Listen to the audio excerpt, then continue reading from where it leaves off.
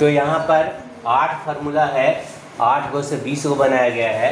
ये एक्सरसाइज 8.4 के लिए ही लागू होगा, 8.4 से बाद लागू नहीं होगा।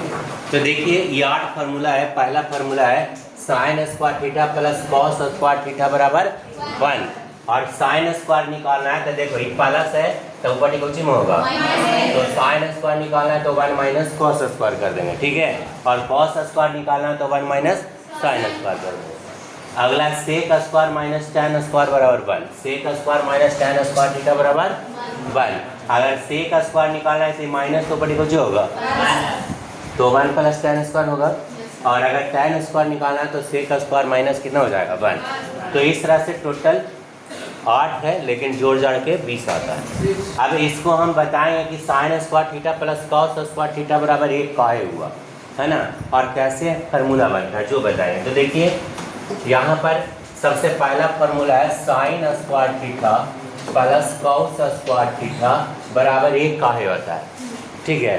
तो साइन का फार्मूला आप लोग पढ़े होंगे, साइन का फार्मूला पढ़ाए हैं, क्या होता है पहले बताए थे, लंब बटा कर्ण क्या आधार बटा कर्ण, लंब बटा कॉस का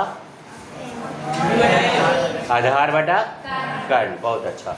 तो इसका होता है लंब बटा कर्ण p बटा h होगा बुआ, और इसका होता है आधार बटा कर्ण p बटा h, b बटा h। कोई दिक्कत?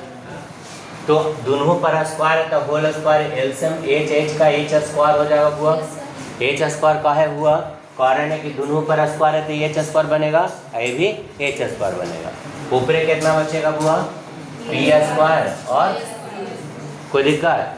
अब बताओ p लंब है b आधार है, तो लंब स्क्वायर जोड़ आधार स्क्वायर बराबर क्या होता है, लंब स्क्वायर जोड़ आधार स्क्वायर बराबर क्या होता है, यानी h स्क्वायर होता है, और नीचे भी h स्क्वायर है, कट के कितना हो गया, प्रूव हो गया हमको कि कैसे एक होता है। अब देखिए sine square theta plus cos square theta बराबर 1, एक तो हमारा याद हो गया कोस फार्मूला।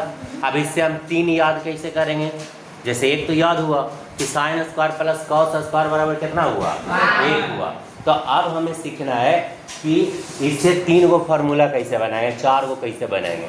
तो देखो ये प्लस से कुछ हो जाएगा, तो साइन स्क्वायर थीटा पूछेगा तो 1 माइनस कॉस स्क्वायर हो जाएगा, होगा कि ना होगा।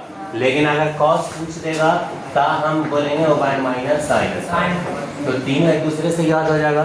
कोई दिक्कत किसी को? हम पूछें क्या, पहला पूछते हैं तो पूछते हैं sine square theta plus cos square theta, ठीक है। दूसरा पूछेंगे तो पूछेंगे साइन स्क्वायर थीटा बराबर क्या होगा, तो आप लोग को बताना है 1 माइनस कॉस स्क्वायर थीटा। दूसरा से कॉस स्क्वायर थीटा पूछेंगे तो 1 माइनस साइन स्क्वायर थीटा। क्या दिक्कत किसी को? समझ में आ गया होगा। अब इसी के आधार पर दूसरा प्रूफ करते हैं। देखिए sec square theta minus tan square theta बराबर होगा क्या, ठीक है, sec square theta minus tan square theta. अब बताओ सेक का